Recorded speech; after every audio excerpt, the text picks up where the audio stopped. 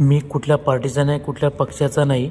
आता जे महाराष्ट्रामध्ये इलेक्शन झालं त्या इलेक्शनमध्ये शिवसेना शिंदे गट, अजित पवार गट आणि बी जे पीला जागा मिळाल्या आहेत जास्तीत जास्त. तर बऱ्याच लोकांचं म्हणणं असं आहे की व्ही एम मशीनमध्ये घोटाळा होता. तर मला सांगा की व्ही एम मशीन ही कोणी आणली होती? काँग्रेसनेच आणली होती ना.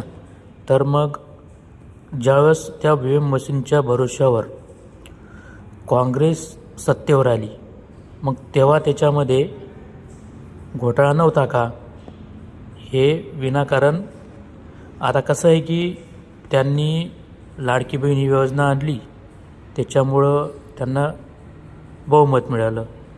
तर हे जे चालू आहे व्ही एम मशीनबद्दल महाराष्ट्रामध्ये, ते मला तरी चुकीचं वाटतं.